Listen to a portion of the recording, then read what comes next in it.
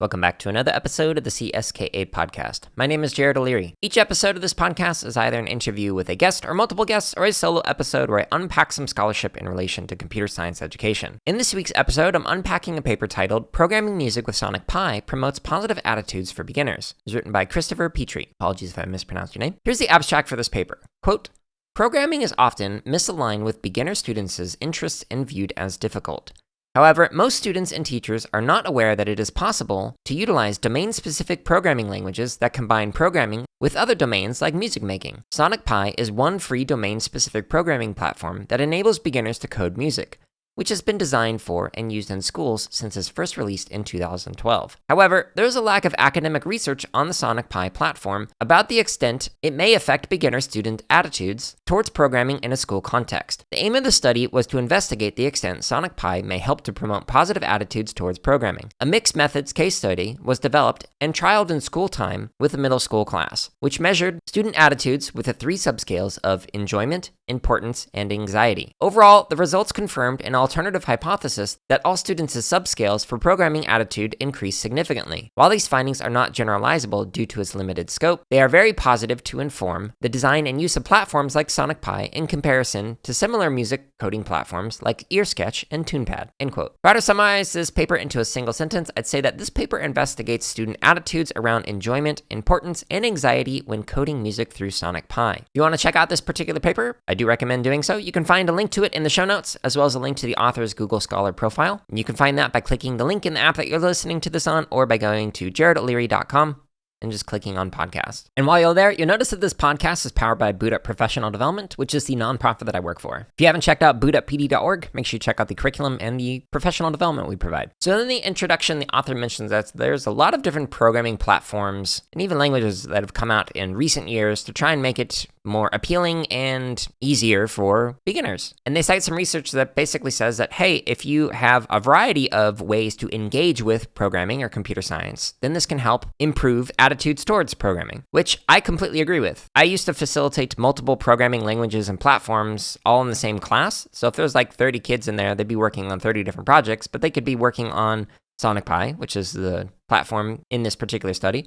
They could be doing JavaScript with Khan Academy. They could be doing Scratch, which is block-based programming language, or they could even be doing Swift in Xcode or in Swift Playgrounds to be able to like create apps for their iPad or something. So students had several different languages, whether it was Swift, JavaScript, Scratch, or Ruby in Sonic Pi, and several different platforms that all kind of emphasize different things, whether it was like games and stories, or art and animation, or app development, or music. So although the majority of students tended to, about 80% for each class, would focus on Scratch, that remaining 20% who might not have enjoyed Scratch as much as I love it, they preferred to do something else. And so I definitely agree that having a variety of approaches really helps with like that 20% of students who might not be interested in what the majority are interested in. And like the author mentions, there's not a lot of studies on music making with code. And if there are, most of them tend to focus on, well, what are the benefits for computer science? And interestingly, I'm actually supervising a doc student who is studying high school attitudes on making music with Sonic Pi to see if it improves their attitudes towards music making, not just computer science. But this particular study is going to focus on the question, quote, can composing music with a Sonic Pi platform help to promote positive attitudes towards programming? End quote. That's from page 2. So we'll answer that question for this particular group today, but stay tuned in the future for more research on whether or not it actually promotes positive attitudes towards music making. All right, so the next section is the background. So they talk about the importance of attitude, as well as like domain-specific programming platforms, which Mark Guzdial talked about a little bit in the interview that I did with him. So make sure you check out that interview if you're interested in. I'll include a link to that in the show notes. But here's a quote from page 2, quote, domain-specific programming platforms have shown to be potentially motivating for beginners and foster positive attitudes because they enable an easier way to combine a domain they are already interested in, like music, with programming, end quote. I totally agree. I had some students who were like, yo, the only thing I want to do in life is produce music. If there's a way that I can somehow make music in this class, then I will be happy. Because they were required to be there, we found a way to incorporate that interest, whether it was making music in Sonic Pi or in Scratch, and then those students were happy. If they were instead forced to make apps that were not related to music, they would have been like, why do I need to know this? So having some kind of domain-specific programming platform can be really helpful for students like that. And the following one, the author kind of talks about, well, one, what is Sonic Pi and how is it different from other platforms like EarSketch and TunePad? And then also kind of unpacking, well, what is live coding? So Sonic Pi uses Ruby, which is very syntax light. So it's super easy programming language. You don't have to worry about semicolons. You don't have to type a lot to get things done. It's a very quick language to program, which is fantastic for people who are brand new to programming. Like I used to do Sonic Pi with 4th grade and above, but you could certainly even do it with 3rd grade and above. Just go a little bit slower. But because Sonic Pi is so easy to use and type out, people actually use it to do something called live coding. So live coding in programming is typically described as like, well, when you go up for a lecture, you will like, instead of showing a completed example, you actually type the example live. But this is actually very different from that. So yeah, you're going up and you're displaying your code and you're typing it out live, but you're doing it to make live music. You're not just composing where you write out all the code and then you press play and say, what does this sound like? Instead, you're typing the code and then maybe the first line will just kind of like loop a bass drum beat and you'll press run.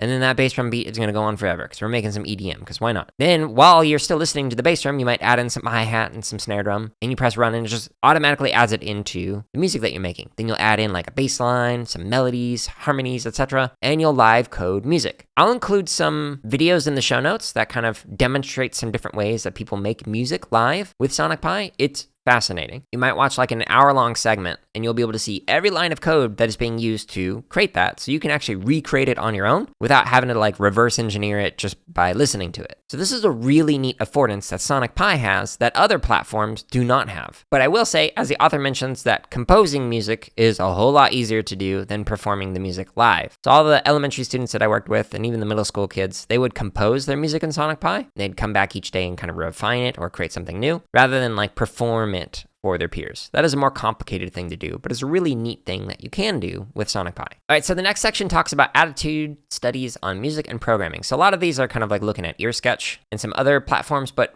to be honest, there's really not a ton of research out there. It's still very much underexplored, in my opinion, which is neat. We're forging new ground. So stay tuned. A decade from now, hopefully we'll have a bunch of other people who are interested in music and CS who will explore this more. Like I did in my dissertation, which looked at a variety of different practices to create chip music. So if you want to check that out, music with a retro and old video game and computer hardware, there's a lot of coding and even hardware practices that the chip musicians engaged in. I'll include a link to the dissertation in the show notes where it is available 100% for free. All right, so the next section is methods. So this talks about how this was a 6-part unit of work. It had 22 programmers that were between ages of 11 and 12, and it used a constructionist approach, or kind of like guide students thinking through questions instead of providing answers, but then it had some like resources and whatnot to help support student engagement. Like Sonic Pi has a bunch of tutorials in it that show you how to do things, has like a dictionary that shows you like, well, what does this particular control structure do? Well, here are some examples, etc. So it's very friendly to new users, and it's a free platform, by the way.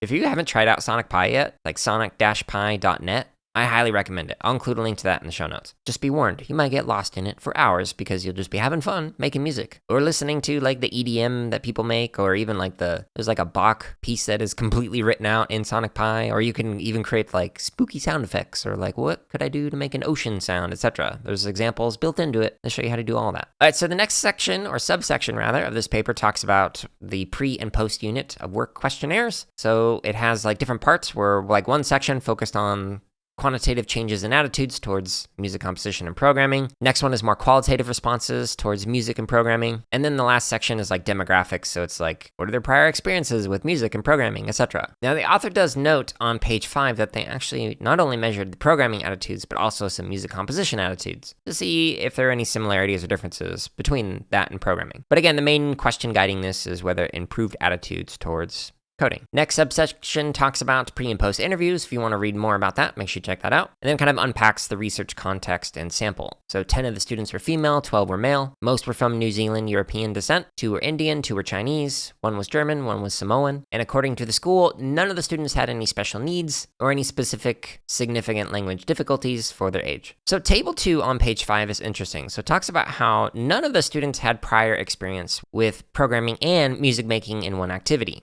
However, 4 of the males and 2 of the females had prior programming experience, so 6 out of the 22. 1 of the males and 3 of the females, so 4 out of 22, had specialist music training, so like taking lessons, but again, did not have any programming experience. 2 of the males and 2 of the females, so 4 out of 22, had prior experience in both programming and in music, but they were separate. 5 of the males and 3 of the females, so 8 out of 22, were completely new to both programming and music making. So I had a good range of different experiences among the different participants. All right, so then the last section of the methods talks about data analysis. So if you want to get nerdy, to learn more about the quantitative and qualitative analysis approaches, check out page 6. But let's talk about the results. Here's a quote from page 6. Quote, "All programming attitude subscales indicated higher T values than music, suggesting the unit of work had a more significant difference in all attitude subscales for programming in comparison to all attitude subscales for music." End quote. That is interesting. So in other words, it improves students' attitudes towards programming more than it improves their attitudes towards making music. So that, as in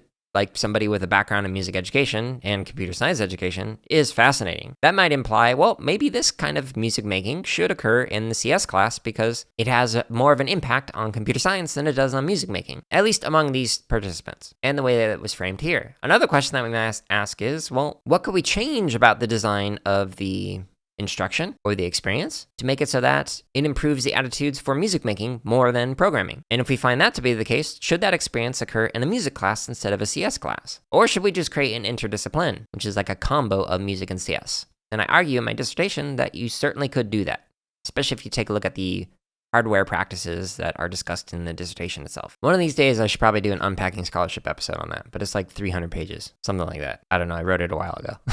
Here's another really interesting finding. So I'm going to read this quote from page 7. Quote, "The students with prior experience only in programming, N of 6, and both programming and music, N of 4, had the highest averages for all attitude subscales in T1 and T2. Those students without prior experiences in either music or programming, N of 8, had the lowest average for both subjects. These findings reflect that prior programming experience positively affects attitudes more than those without. Apprehension about learning programming or trying something new may be the reason why students without prior experience in programming had the lowest averages." End quote. That is a really interesting finding. So if you had prior experience with programming or programming and music, you had higher averages for your attitudes on the experience. But if you did not have prior experiences in music and programming, then you had the lowest attitude averages. This is one of the things that I've talked about before. When you combine 2 different subject areas, you're having to learn 2 domains simultaneously. And that, from like a cognitive load experience, might be a bit overwhelming for some students. If you have experience in at least one of them, then you can at least build off of that schema that you have developed in that other domain. But if you are creating 2 different schema, one for music, one for programming, simultaneously, that might be a bit overwhelming. So that is a really interesting finding for us to consider in computer science education, because maybe instead of integrating computer science into other areas like science and CS together, maybe that is actually going to cause some overwhelm like it did in this scenario. If students are brand new to learning science or a particular area, like, I don't know, biology or something, and they're brand new to learning programming, they might actually perform worse in both of those areas in terms of their attitudes or maybe even their content understanding. Something to consider. And it's something that we don't really talk about much in the field, in my opinion. All right, so let's look at the subscales. So 4.2, it talks about enjoyment. So 75% of the students had positive attitudes toward the experience, and that for most of the students, that it increased their enjoyment of programming significantly. And then here's a quote from page 7. Quote, "These responses help to identify the dominant theme that emerged from the qualitative data, novelty of making music with code.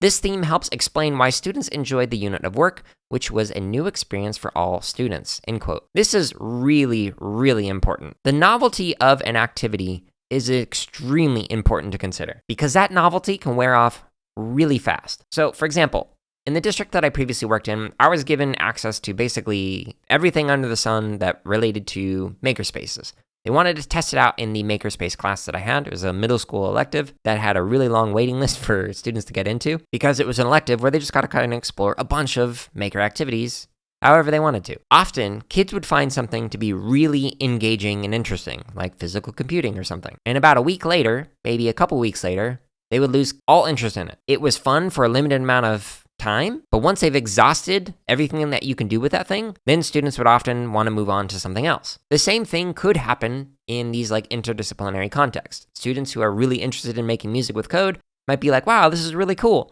They dive into it for a little bit, and then they might get bored with it. That happened with a lot of students that I worked with, where they would try it out for maybe a quarter, and then after that, they just wanted to go back to making games from scratch. So something we really need to consider when doing this is we need to do more longitudinal studies of not only like these interdisciplinary intersections, but also with like physical computing. Just because students have a lot of fun with Bebot for a lesson or two doesn't mean it's something that is worth investing in if they lose all interest in it a couple of weeks later, especially if you have an entire unit that might be a semester long or a year long that involves that particular device, or whatever device. I'll end my rant there. The next section, 4.3, is on the importance. So the author found that the importance subscale increased for most of the students significantly. There's actually a figure on page 7 that you can check out, and you can see the increase in scores there. As well as on page 8, there are some quotes from different students. I kind of talked about different themes related to like the novelty of coding music, or enjoying coding music, or that they like the creative aspect of programming. These are all very important themes to consider when exploring this kind of engagement. All right, so the next subsection talks about the qualitative results, and so it gives some different examples for some responses, like you could get a job that pays a lot of money doing this, or we use technology a lot, or I want to learn how to program robots because everything's being taken over by robots,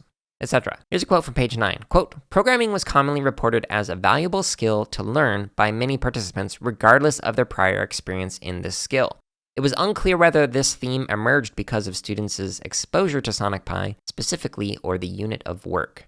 End quote. Which is a really good point. I'm glad the author mentioned that. Could also just be like pervasive discourse outside of the schools is like programming is important. Everyone needs to learn how to do this. But a question that I've got is, okay, well, they might see the importance of it, but do they actually want to continue to learn programming? Like myself, there are a lot of things I'm like, yeah, that's really important for people to know. You can make a lot of money doing that particular skill for a job, but I don't want to. Not everything that's important in society is important to me, but that's just my opinion. All right, so the next subsection that starts on page 9 talks about the anxiety. So it was saying that the qualitative responses said that actually engaging in this decreased the anxiety in programming significantly for the participants in this study. Here's an interesting quote, though, from page 9. Quote, "These findings indicate that students with prior programming experience had much less anxiety than those without initially. However, all students were able to significantly reduce their anxiety with exposure to Sonic Pi by the end of the unit of work." End quote. Now, I guess one question that I'd have for that is, how would that compare to other things, like if you did stuff in Scratch or JavaScript in Khan Academy or whatever? Is it just the exposure to programming and going, oh, it's not as hard as I thought it was? Or is it specifically the exposure to programming through Ruby and Sonic Pi? Ruby being the language and Sonic Pi being the platform. But I don't know. Here's one more final quote from page 9. Quote, "While the quantitative results indicated a decrease in anxiety, these reflections suggest students' perceptions of programming as a difficult skill to learn may have contributed to their sense of anxiety. Notably, no instances were recorded of students who thought programming is easy or comparatively difficult to other subjects." End quote. Which, if you listen to the interview with Bob Irving, the second one in particular, he talks about his book called Hard Fun. And I think that kind of like really summarizes this. No, programming isn't easy, but it's also a lot of fun. So you can enjoy it, but know that it's going to push you a little bit in terms of your understanding, most likely. All right, so in the discussion section, starts on page 9, author mentions that, hey, this might be an effective way to introduce programming to students around ages 11 and 12. I agree. I've done it in that age group. I've done it younger, again, as young as 4th grade. But an interesting quote from page 9 says, quote, "While both males and females saw increases in attitudes from T1 to T2, males generally began with more positive attitudes in T1. Additionally, the unit of work had a greater positive effect on males in T2 for programming." End quote. That's a really interesting finding. I'm kind of wondering out loud how much of it had to do with the kind of music that they were making. It tends to lend itself toward EDM. And so depending on how you teach it, the different styles and genres of music that you explore might be favored by some students more than others. So that might have an effect. So if I were to teach you how to use Sonic Pi to create heavy metal music, that might resonate with some people more than people who would prefer it be taught to create pop music or trap or rap or hip hop or whatever. Here's one more quote that I want to read from page 10. Quote, "Those with prior experiences in programming had the highest average increase from T1 to T2 in all subscales." End quote. That is important. A thought that I have on that is, does that have to do with like expanding students' understandings of what you can actually do with programming and computer science? Maybe they had like a narrow scope of their understanding of what you could do with CS, like some blinders on, Like, oh, all you can do is program databases with SQL. And then when they see this, they're like, oh, you can actually make music with this? I had no idea. And so maybe that increased their attitude. And if you were to instead do like JavaScript Khan Academy stuff, which focuses on art and animation,